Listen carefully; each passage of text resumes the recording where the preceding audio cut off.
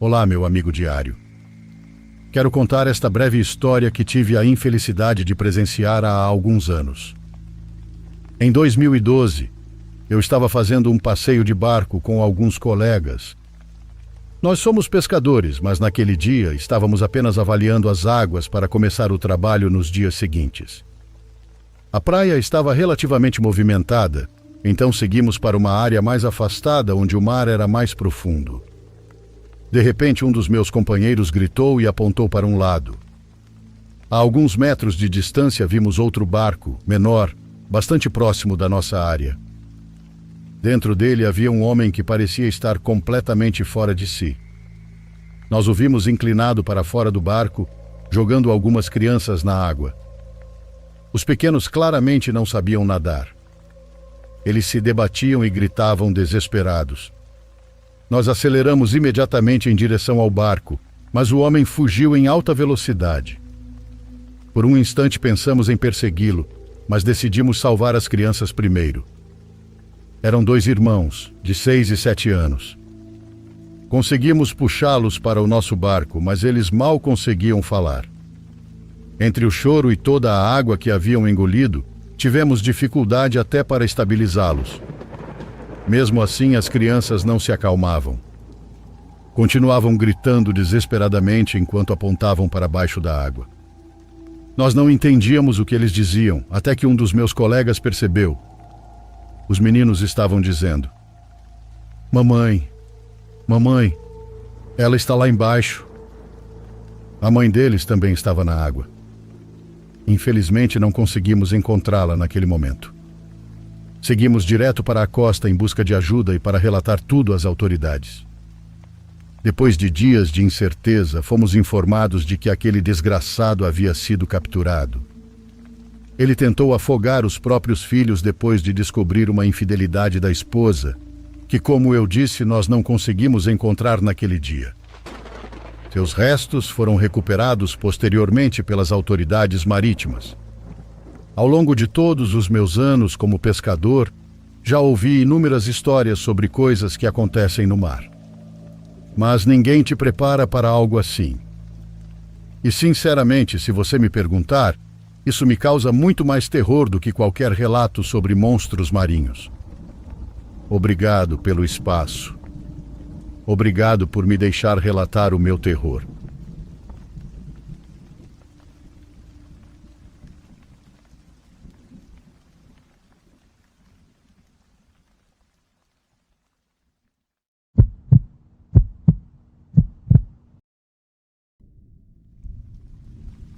Eu não sou muito de acampar.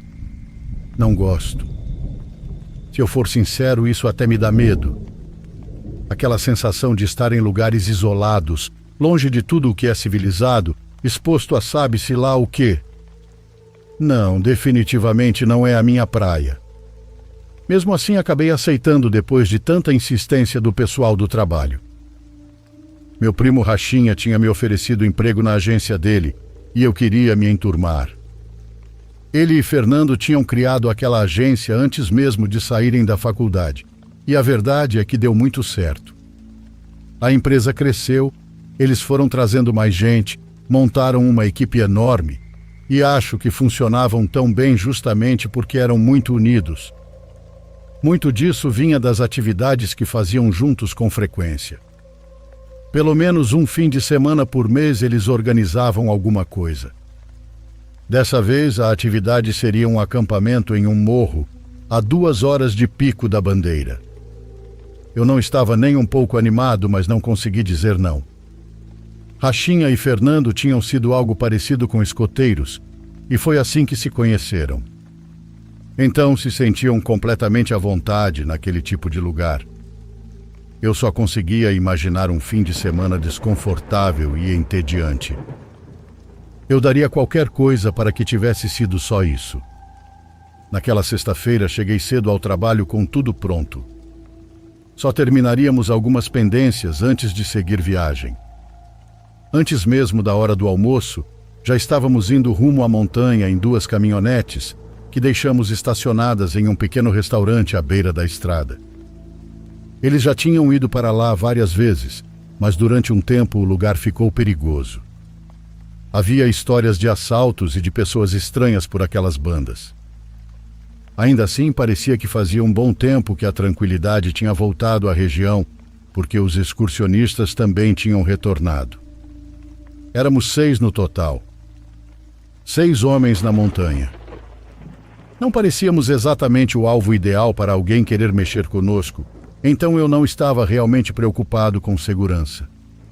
Mesmo assim, não conseguia evitar a sensação de inquietação conforme as horas passavam e nós continuávamos entrando cada vez mais fundo naquele bosque espesso. Já tínhamos deixado até as trilhas para trás. Caminhávamos no meio do mato.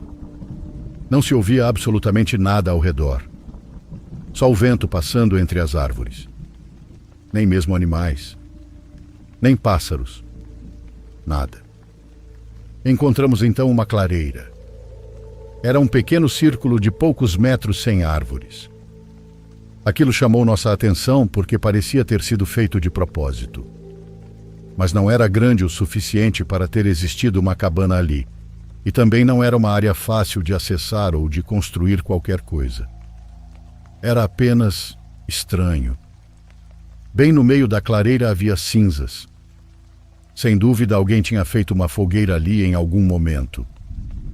Pelo que Rachinha comentou, aquilo devia estar apagado havia semanas. Provavelmente algum grupo tinha acampado ali durante a Semana Santa e aproveitado a clareira. Quando eu ia continuar andando, percebi que Rachinha e Fernando, que estavam na frente do grupo, haviam parado completamente. Os outros também pararam ao lado deles. Estavam olhando para alguma coisa. Cheguei mais perto para ver. Entre as árvores, logo adiante da clareira, havia um crucifixo de quase 2 metros de altura fincado em um monte de terra recentemente remexida. A figura pregada nele era... eu nem sei como descrever.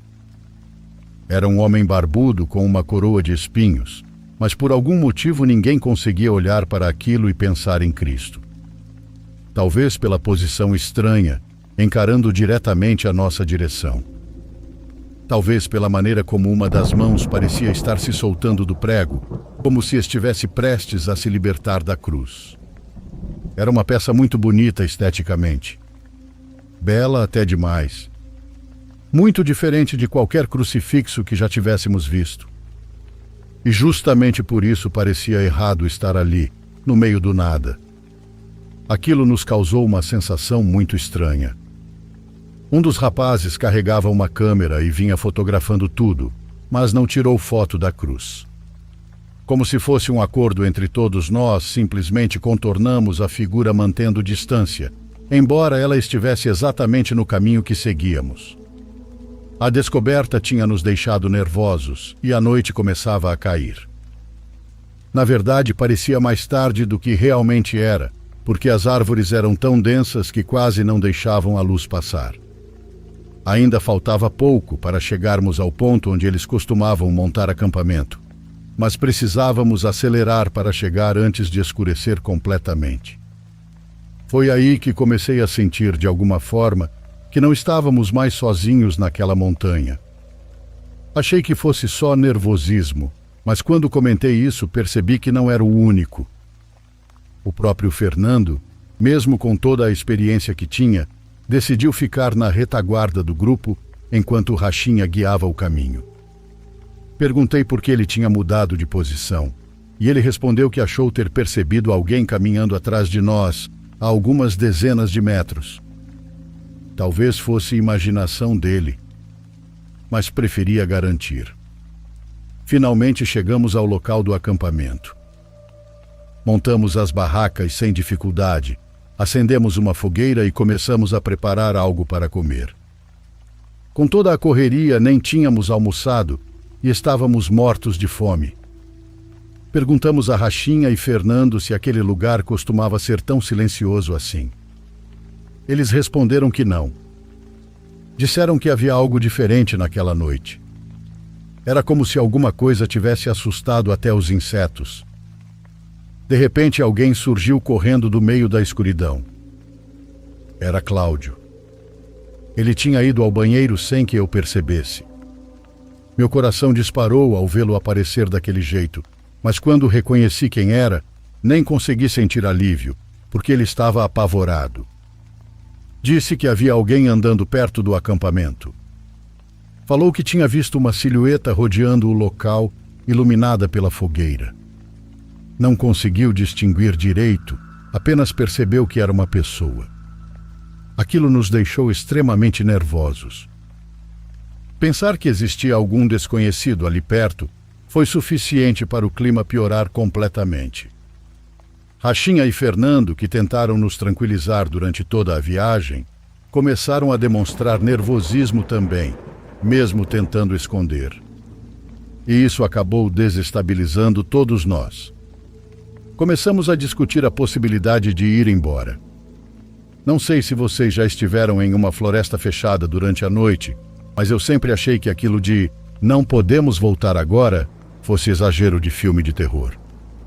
Só que a escuridão era tão absurda que mal conseguíamos enxergar alguns metros à frente. Sabíamos que tentar descer a montanha naquele momento poderia ser ainda mais perigoso do que permanecer ali. Enquanto Rachinha gritava perguntando quem estava por perto, nós nos organizamos em duplas.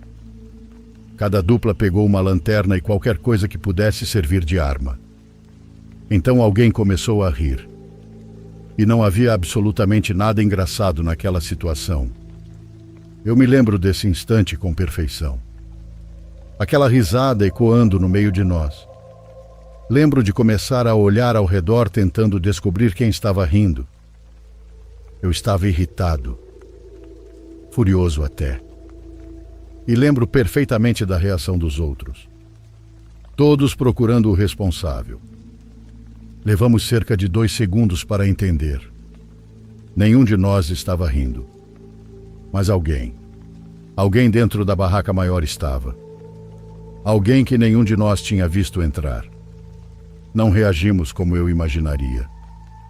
Quando percebi de onde vinha a risada, simplesmente perdi o controle. Eu segurava uma lanterna e saí correndo sem esperar ninguém. Estava assustado demais para pensar. Corri por vários minutos, até minhas pernas não aguentarem mais. Até ficar sem ar. Eu não fazia ideia de onde estava. Não sabia quanto tempo tinha corrido, nem a distância que percorri. Em algum momento percebi que estava descendo uma encosta e continuei naquela direção por puro instinto, desviando dos galhos que batiam no meu rosto. Não tive coragem de gritar. Eu não sabia o que poderia responder aos meus gritos. Acho que caminhei mais de meia hora usando apenas a luz do celular. Foi isso até que encontrei aquela clareira com restos de fogueira, ou pelo menos uma muito parecida. Por um instante consegui respirar. Nunca tinha sentido tanto medo na vida. Imaginem um homem adulto perdido no meio da floresta, chorando como uma criança. Eu não tinha certeza se aquela clareira era a mesma, mas decidi esperar ali. Se fosse, meus amigos acabariam passando por lá em algum momento. E se não fosse, pelo menos eu não continuaria me afastando. Fiquei parado no centro da clareira, o único ponto iluminado pela luz da lua. Então vi a cruz. Aquele crucifixo macabro que havíamos encontrado antes. Aquilo já tinha me causado arrepios durante o dia. Cercado pelos outros, agora sozinho, eu menos ainda queria passar perto dele. Eu continuava sem entender por que aquilo estava ali. Então ouvi alguém correndo entre as árvores ao longe. Minha primeira reação foi pensar que poderia ser algum dos outros, também perdido. Gritei e corri naquela direção. Eu só não queria continuar sozinho naquele lugar. Mas ao passar pela cruz, eu desejei com todas as minhas forças estar enganado. Desejei que não fosse a mesma cruz. Digo isso porque o Cristo, ou o que quer que fosse, tinha desaparecido. A cruz estava vazia. Algo se moveu entre os galhos muito perto de mim. Saí correndo de novo, mas dessa vez já não conseguia correr como antes. Segui subindo, acreditando que estava voltando na direção do acampamento. Na minha cabeça eu devia estar mais perto dos meus amigos do que da cidade. Eu me sentia cada vez mais pesado enquanto os sons ao redor ficavam mais próximos. Até que finalmente ouvi vozes. Vozes conhecidas. Dei de cara com Fernando e cerca de 50 metros atrás dele vinham os outros rapazes. Eles falavam alto justamente para não se perderem uns dos outros e na esperança de que eu escutasse. Quando me encontraram, um deles assobiou forte para avisar o restante do grupo que havia seguido por outra direção. Minutos depois, Rachinha e o último rapaz também chegaram. Percebi que ele carregava minha mochila. A peguei, mas estava leve demais. Muita coisa tinha sumido. Perguntei o que tinha acontecido e notei que as mochilas deles também estavam quase vazias. Eles contaram que depois do susto conseguiram se reagrupar e decidiram voltar ao acampamento para descobrir quem diabos tinha entrado na barraca. Não encontraram ninguém, mas sabiam que precisavam sair dali. Então pegaram apenas o essencial, enquanto um deles gritava meu nome e outro iluminava a mata ao redor com a lanterna. Foi aí que viram alguma coisa no alto de uma árvore. Eles nunca me disseram exatamente o que era, mas fosse lá o que fosse, aquilo os fez fugir imediatamente e sair à minha procura. Por mais que eu insistisse, eles não contavam. Apenas aceleramos o passo para descer a montanha o mais rápido possível. Todos sabíamos que estávamos nos arriscando andando naquela escuridão, mas não podíamos permanecer ali nem mais um minuto. Chegamos ao pequeno restaurante já de madrugada. O portão estava fechado com cadeado, então tivemos que gritar até acordar a dona, que morava em uma casinha nos fundos. Ela apareceu assustada, perguntando o que tinha acontecido, por que tínhamos voltado tão cedo e se estávamos bem. A senhora nos ajudou. Esquentou comida que havia sobrado, deu conhaque com mel para a gente. Acho que era isso, não lembro direito. E aos poucos conseguimos nos acalmar. Ela ofereceu para dormirmos ali mesmo, dentro do restaurante ou nas caminhonetes, para não pegarmos a estrada daquele jeito. Estávamos tão exaustos que, sem conversar muito mais, apagamos em poucos minutos. Eu dormia embaixo de uma mesa, coberto apenas por uma manta fina. Todos ficaram dentro do restaurante. Ninguém quis dormir nas caminhonetes, mesmo sendo mais confortáveis. Na manhã seguinte fui o último a acordar. Tive pesadelos horríveis naquela noite. Quando despertei, permaneci de olhos fechados, ouvindo a conversa de um dos rapazes com a senhora. Ele contou o que viu quando apontou a lanterna para as árvores. Entre os galhos, como se fosse parte deles, estava aquela figura de madeira. O Cristo. Ele estava com as duas mãos erguidas, segurando-se nos galhos. Não parecia uma pessoa. Parecia exatamente a estátua, embora estivesse em outra posição. Mas alguma coisa dizia a ele que era a mesma coisa. Todos tiveram a mesma sensação. Inclusive eu. Um medo irracional, incontrolável, sobrenatural. Então a senhora respondeu que existiam coisas protegendo aquele lugar. Disse que já não era seguro subir para lá porque nunca se sabia quando alguém acabaria atravessando os limites marcados dentro da floresta. Nunca mais voltamos a falar sobre aquilo no trabalho. Nunca mais alguém sugeriu acampar.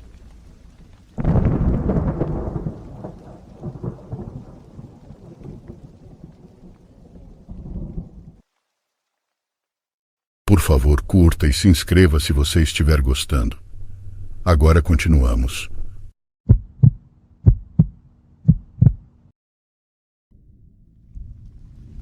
Mando um abraço a todos que me ouvem. Isso aconteceu quando eu tinha por volta de 26 anos. Naquela época eu ainda morava com meus pais em uma pequena casa no Mato Grosso. Na verdade, eram apenas duas casas. Uma era a casa dos meus pais, que ficava um pouco mais acima da colina. A outra era a casa do meu tio João, mais próxima do rio. Entre uma casa e outra havia cerca de 40 metros de distância. Não eram coladas, mas também não ficavam longe o bastante para parecer que cada um vivia isolado. Quando meu tio João ainda era vivo, era normal ele e meu pai gritarem de uma casa para outra. Às vezes era só para perguntar se tínhamos farinha, café ou pão. Outras vezes para saber se alguém já tinha ido recolher as vacas. Também gritavam para perguntar se o cachorro estava perto da casa ou se alguém ia descer até a cidade. Era um costume diário. A gente escutava a voz do meu tio vindo lá de baixo e já sabia que ele estava parado do lado de fora da casa, de chapéu na cabeça, olhando em direção à subida onde morávamos. Meu tio já era idoso quando faleceu. Foi uma perda que abalou muito a família. Lembro que os filhos dele vieram, mas a verdade é que já fazia tempo que o tinham meio esquecido. Eles moravam na cidade e quase nunca vinham visitá-lo. Isso machucava bastante o meu pai. Meu tio sempre dizia que, quando morresse, queria ser velado dentro da própria casa. Dizia que tinha vivido ali a vida inteira e que queria se despedir daquele lugar. Mas não fizeram isso. Os filhos dele só o levaram até a casa por alguns momentos, para que a família pudesse se despedir. Depois o levaram de volta à cidade, onde foi velado e enterrado. A casa ficou vazia. Já não se ouvia mais meu tio gritando lá de baixo. Já não se via sua sombra caminhando perto do rio, nem o cachorro deitado na entrada. Tudo ficou em silêncio. Para chegar à nossa casa, era preciso passar em frente à casa do meu tio. Não existia outro caminho confortável para subir. A trilha vinha da parte do rio, passava diante da casa dele e depois seguia até a nossa. Eu continuava morando com meus pais porque ajudava meu pai a cuidar das terras. Ele já estava velho e não conseguia mais fazer tudo como antes. Eu era o filho caçula. Meus irmãos já tinham seguido suas vidas em outros lugares, então muita coisa acabou ficando sob minha responsabilidade. Eu também tinha namorada na cidade. Normalmente eu descia para vê-la nos fins de semana. Às vezes ficava até mais tarde do que devia e voltava para casa já tarde da noite de domingo. Foi então que os gritos começaram. Foi meu pai quem me contou primeiro. Uma tarde ele disse que quase um mês depois da morte do meu tio João, estava deitado na rede do lado de fora de casa. Era uma daquelas tardes tranquilas em que só se escutava o rio correndo lá embaixo, os animais e o vento balançando as folhas. De repente ele ouviu um grito vindo da casa do meu tio. Meu pai dizia que soou exatamente como quando meu tio gritava lá de baixo para perguntar alguma coisa. No começo pensou que talvez tivesse imaginado. Depois se ajeitou na rede e ficou olhando em direção à casa do irmão, mas não viu nada. A segunda pessoa a escutar foi minha mãe. Ela estava lavando roupas no tanque, que ficava num canto de onde ainda era possível ver parte da casa do meu tio. Não dava para enxergá-la completamente por causa das palmeiras e das plantas que haviam crescido ao redor, mas ainda se via a parte dos fundos. Minha mãe contou que ouviu aquele grito de novo. Dessa vez, não foi apenas um som. A voz chamou pelo nome dela. Ela largou as roupas no tanque e ficou travada. Segundo ela, por um instante sentiu como se meu tio estivesse chamando da casa dele, exatamente como fazia antes. Depois se aproximou um pouco mais. Foi então que viu uma sombra se mover entre as palmeiras. Ela não conseguiu distinguir uma pessoa inteira. Era apenas um vulto escuro passando rapidamente entre as plantas, como se alguém tivesse caminhado ao lado da casa. Durou só alguns segundos. Minha mãe ficou assustada, porque naquela altura a casa já estava fechada havia semanas. Não havia motivo para ninguém estar ali. Até aquele momento nada tinha acontecido comigo. Eu ouvia o que meus pais contavam, mas parte de mim achava que talvez fosse apenas impressão. Como estávamos acostumados a ouvir meu tio gritando lá de baixo, talvez nossa mente estivesse viajando. Mas minha mãe não ficou tranquila. Ela desceu até a cidade para buscar água benta e espalhou pela casa inteira do cunhado. Minha mãe era muito religiosa e sempre dizia que os mortos não voltam. Segundo ela, quando alguém morre, vai embora deste mundo e não tem por que continuar vagando por aqui. Por isso acreditava que talvez não fosse meu tio, mas alguma energia ruim. Mesmo assim, pendurou um rosário na porta principal. Depois disso, a casa continuou fechada, como se nada tivesse acontecido. Até que uma noite aconteceu comigo. Lembro perfeitamente. Era um domingo à noite. Eu estava voltando de ver minha namorada.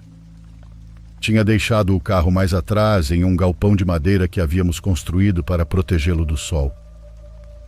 Dali ainda precisava caminhar um trecho até chegar em casa. Devia ser meia-noite.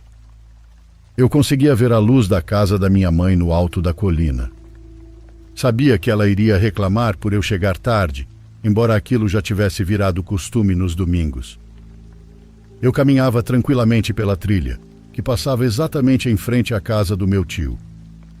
Naquela noite a casa estava completamente escura, como sempre desde que ele morreu. Mas quando passei diante dela, senti uma necessidade estranha de olhar para a porta. E vi um homem parado ali. Estava num canto da entrada. Usava chapéu, mas a escuridão não deixava ver seu rosto. A casa do meu tio tinha alguns degraus na frente. Ela havia sido construída um pouco mais alta para evitar que a água do rio invadisse quando enchia. A silhueta estava parada no topo daqueles degraus. Quando me viu, começou a caminhar em minha direção. Eu fiquei confuso. A primeira coisa que pensei foi que fosse meu pai. Não fazia sentido algum, mas foi a única explicação que minha cabeça conseguiu inventar naquele momento. Perguntei o que ele estava fazendo ali. Não respondeu. O vulto escuro desceu os degraus e parou a uns 6 metros de mim. Senti minhas costas e meus braços arrepiarem na mesma hora. Naquela época eu tinha um daqueles celulares antigos, que mal tinham uma lanterninha embutida, e aquilo já era novidade. Serviam basicamente para ligações e mensagens. Dei alguns passos para trás em direção à nossa casa, e então tive a ideia de pegar o celular e acender a luz. Pensei que quando iluminasse a sombra já não estaria mais ali. Mas estava. Agora ela estava parada no meio da trilha. Eu nunca fui medroso. No mato a gente se acostuma com a escuridão, a caminhar sem luz quando acaba a energia e até a ficar sozinho. Muitas vezes passei por aquele mesmo caminho sem sentir nada. Mas quando liguei a lanterna do celular e a luz alcançou aquela figura, senti como se minha alma tivesse saído do corpo. Era meu tio. Seu rosto estava completamente pálido. A pele parecia seca e afundada. Os olhos estavam fundos, cercados por um tom escuro entre roxo e cinza. Dei vários passos para trás com as pernas tremendo. Meu corpo não reagiu imediatamente. Só senti o celular escapar da minha mão e cair no chão. Então aquele homem gritou. Gritou exatamente como meu tio fazia quando chamava a gente no fim das tardes. Aquele som atravessou meu peito. Foi nesse momento que finalmente consegui me mexer. Saí correndo em direção à casa dos meus pais. Deixei o celular caído na trilha e comecei a gritar pela minha mãe com todas as minhas forças, certo de que alguém precisava me ouvir. Quando eu já estava chegando ao topo da colina, meu pai saiu de casa perguntando o que tinha acontecido. Cheguei pálido, com as mãos tremendo. Mal consegui dizer que tinha visto o irmão dele no caminho. Meu pai ficou me olhando com os olhos arregalados. Minha mãe também saiu da casa. Depois de alguns minutos, nós 3 descemos para procurar o celular. Eu não queria voltar lá, mas meu pai levou uma lanterna forte e minha mãe foi rezando baixinho durante todo o trajeto. Quando chegamos ao local, não havia ninguém. A sombra tinha desaparecido. O celular ainda estava jogado na terra com a lanterninha acesa, apontada para o lado. Depois disso, minha mãe decidiu chamar um curandeiro para fazer uma limpeza espiritual na casa. Também mandou avisar os filhos do meu tio João sobre o que estava acontecendo, mas a verdade é que eles não pareceram dar muita importância. Acho que para eles aquela casa já era apenas um problema antigo. Para nós, não. Nós precisávamos passar por ela todos os dias. O curandeiro apareceu numa tarde, limpou as entradas da casa e espalhou água benta. Também disse que aquela propriedade guardava muita tristeza. Só pediu uma coisa: que nunca entrássemos ali durante a noite e que jamais respondêssemos caso ouvíssemos alguém gritando lá de dentro. Durante muitas noites, eu rezei a Deus pelo descanso do tio João. Eu não sabia se minha mãe tinha razão quando dizia que os mortos não voltam. Mas por via das dúvidas, eu pedia que meu tio encontrasse paz e que qualquer coisa que estivesse naquela casa fosse embora. Depois da limpeza, nunca mais ouvimos os gritos. Eu também nunca mais vi aquela figura, mas evitei passar pela casa tarde da noite. Se voltava tarde da cidade, preferia subir com o carro até a casa dos meus pais, mesmo que a subida fosse difícil. Até hoje eu me lembro daquele rosto. Aquele semblante pálido, seco e distorcido, como se alguma coisa tivesse tomado a forma do meu tio para nos chamar da casa onde ele nunca conseguiu se despedir da maneira que queria.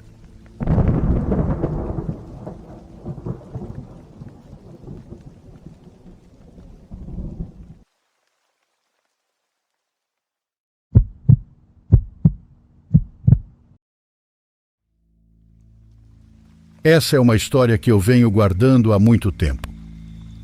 Tudo aconteceu quando eu ainda estava no ensino médio, aqui nos Estados Unidos. Hoje, só para contextualizar, já estou na casa dos 30 anos. Também vou evitar usar meu nome verdadeiro e os nomes reais dos meus amigos. Dá para encontrar informações sobre o lugar que vou descrever na internet, e sinceramente não sei se ainda poderíamos arrumar problemas por causa disso, então é melhor evitar nomes reais. Na minha cidade natal existia uma antiga base militar abandonada. Pelo que pesquisei anos depois, ela foi usada principalmente durante a Guerra Fria e a Segunda Guerra Mundial. Em determinado momento, mais de 200 famílias militares moravam ali. O lugar parecia uma pequena cidade. Imagino que existam comunidades assim em várias bases militares pelo país, mas aquilo sempre me pareceu estranho. A vila foi abandonada em 84 e permaneceu daquele jeito até 2014, quando finalmente foi demolida. Desde criança eu ouvia histórias sobre aquele lugar. Cresci escutando todo tipo de lenda envolvendo a vila abandonada. Histórias sobre cultos demoníacos se reunindo lá dentro, experimentos militares secretos acontecendo em instalações subterrâneas e desaparecimentos. Qualquer pessoa da região conhecia aquelas histórias. Era praticamente uma lenda urbana local. Quando eu estava no ensino fundamental, lembro do meu irmão mais velho entrando no meu quarto numa noite em que alguns amigos estavam lá em casa. Ele disse que tinha ido até a vila abandonada. Claro que ninguém acreditou nele no começo, mas então ele começou a descrever tudo em detalhes. Parecia genuinamente assustado, embora eu tenha certeza de que ele só queria mexer com a nossa cabeça. Ele falou sobre a igreja da vila e contou que existia uma porta secreta no chão, bem ao lado do altar. Segundo ele, dava para ouvir gemidos e gritos vindos do porão da igreja. Quanto mais ele falava, mais a gente acreditava. A história era absurda, mas acabou alimentando ainda mais o mistério em torno da vila abandonada. Durante anos, eu e meus amigos ficamos compartilhando histórias sobre aquele lugar. Sempre dizíamos que quando tivéssemos idade para dirigir, iríamos investigar tudo por conta própria. Passamos praticamente todo o ensino médio falando sobre explorar a vila, mas nunca chegávamos a fazer isso. Existiam dois motivos principais. Primeiro, nós não sabíamos exatamente onde a vila ficava. Conhecíamos a região geral, mas isso não ajudava muito. Sabíamos que era perto do aeroporto, Só que havia uma enorme área cheia de placas de proibida a entrada. Segundo, mesmo abandonada, aquilo ainda era tecnicamente uma base militar. A gente não fazia ideia do tamanho do problema em que poderia se meter se fosse pego ali. Então, numa noite fria, no último ano do ensino médio, um dos meus amigos apareceu dizendo que finalmente sabia onde ficava a entrada da vila. Ninguém acreditou. Ele disse que conhecia alguém que já tinha ido lá e que tinha passado a localização para ele. Eu estava tão convencido de que ele estava inventando tudo o que respondi na hora. Então vamos lá investigar. Na minha cabeça, a gente nunca encontraria a entrada de verdade. Naquela mesma noite, por volta das 23, pegamos meu carro e dirigimos cerca de 15 minutos até a região onde supostamente ficava a vila. Richard claramente não tinha tanta certeza da localização quanto fingia ter. A cada poucos metros ele mandava eu encostar o carro. Acho que é aqui. Porém, nunca era. Finalmente encontramos uma estrada tomada pelo mato. Richard apontou para ela e disse: "Tem que ser esse caminho." Havia uma placa velha e enferrujada de proibida a entrada, quase totalmente escondida pelas árvores. Como estávamos com o meu carro, comecei a ficar nervoso de continuar dali em diante. Mas Richard e meu amigo Kevin estavam completamente decididos a seguir.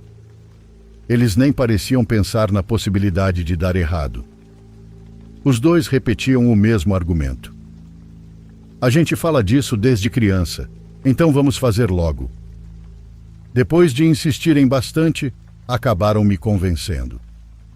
Comecei a dirigir lentamente pela estrada de terra. Apaguei os faróis e deixei o carro praticamente deslizar pelo caminho escuro. Depois de alguns minutos, chegamos a uma cancela daquelas que sobem e descem. Obviamente não havia ninguém na guarita de segurança, então precisei sair do carro e levantar a barra manualmente. Foi aí que as coisas começaram a ficar estranhas. Nos minutos seguintes, começamos a ver móveis espalhados pelos lados da estrada. Camas, cômodas, mesas, praticamente qualquer tipo de mobília que você pudesse imaginar. Pouco depois, encontramos outra cancela. Dessa vez fiz Richard sair do carro para levantá-la. Depois daquele último bloqueio, finalmente estávamos dentro da vila. A sensação era surreal. Depois de tantos anos ouvindo histórias sobre aquele lugar, nós finalmente estávamos ali. Parecia uma versão distorcida de um bairro comum. Era como estar dentro do mundo invertido daquela série da Netflix. Tudo parecia errado. As construções estavam apodrecendo lentamente. Estacionei o carro em frente à igreja. Descemos em silêncio e começamos a explorar o lugar com cuidado. A primeira coisa que percebi foi que não havia câmeras em lugar nenhum. Pelo menos não que eu conseguisse ver. Isso me deixou um pouco mais tranquilo, porque talvez significasse que não seríamos pegos. Entramos primeiro na igreja. O lugar era assustador. As paredes estavam cobertas de pichações.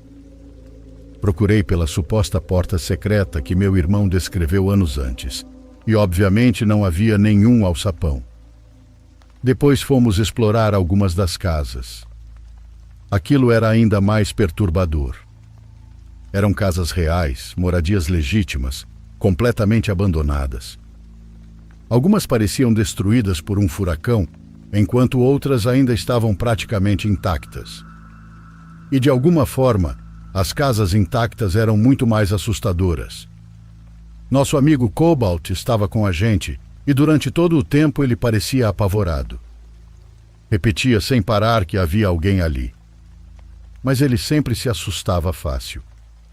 Nós dizíamos que era só a tensão do lugar mexendo com a cabeça dele.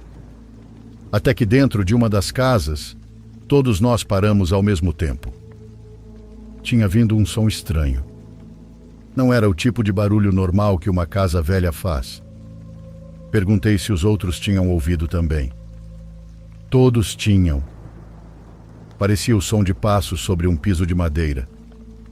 Antes que pudéssemos ouvir melhor, Richard gritou: "Tem alguém aqui?" No mesmo instante, o barulho parou. Ficamos parados dentro da casa por alguns segundos, tentando entender o que tínhamos acabado de ouvir. Eu realmente não sabia o que pensar. Richard e Cobalt insistiam que era apenas uma casa abandonada fazendo ruídos naturais. Cobalt discordava completamente. Ele tinha certeza de que não estávamos sozinhos. De qualquer forma, eu disse que queria ir embora. Havia uma sensação horrível naquele lugar difícil de explicar. Eu só queria voltar para casa. Dava para perceber que Richard e Kevin queriam continuar explorando, mas enquanto caminhávamos em direção à porta da frente, eu já avisava: "Estamos indo embora." Foi então que Cobalt deu um salto para trás de repente. Em silêncio, ele apontou para uma das janelas laterais da casa. 3 sombras se moviam do lado de fora, na casa vizinha. Na mesma hora, todos ficaram completamente imóveis. Eram claramente sombras de cabeças passando pela janela. O silêncio foi instantâneo. Com o máximo de cuidado possível, me aproximei da janela e olhei para fora. Vi as sombras desaparecendo lentamente em direção ao quintal da casa onde nós estávamos. Sussurrei o mais baixo que consegui: "A gente precisa correr para o carro, agora." Todos concordaram. Sem pensar 2 vezes, saímos disparados pela porta em direção ao carro. Quando o veículo apareceu no nosso campo de visão, Cobalt, que vinha na frente, soltou um berro de desesperado. Todos olharam imediatamente. Ao lado do banco traseiro do meu carro, havia uma mulher alta parada. Ela usava um vestido preto velho e imundo. A porta traseira estava aberta, e parecia que ela estava prestes a entrar no carro, porque uma das pernas já estava parcialmente dentro do veículo. No instante em que ouviu ele gritar, ela soltou a porta e correu para dentro da igreja. Nós continuamos correndo sem parar. Quando chegamos ao carro, olhei imediatamente para o banco traseiro. Graças a Deus não havia ninguém ali.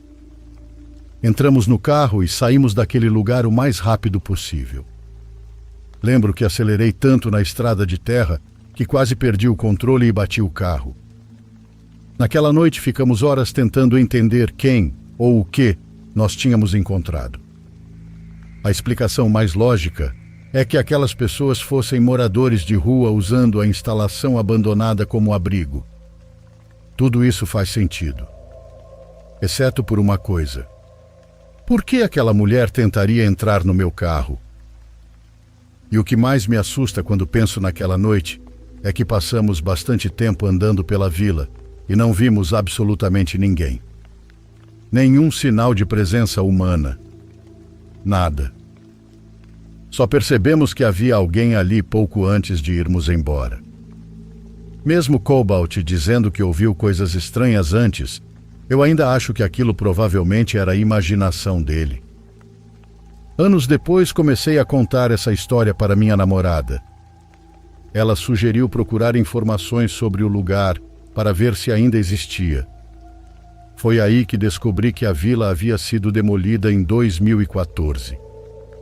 O mais impressionante é que hoje existe muito mais informação disponível sobre ela. Quando éramos mais novos, procurávamos qualquer coisa sobre aquele lugar e nunca encontrávamos nada. E isso só deixava toda a lenda da vila abandonada ainda mais misteriosa. Hoje, olhando para trás, fico feliz por termos ido embora na hora em que fomos. E fico ainda mais feliz por Cobalt ter gritado quando viu aquela mulher alta. Porque se tivéssemos demorado mais 10 segundos para correr até o carro, eu sinceramente não sei como aquela noite poderia ter terminado.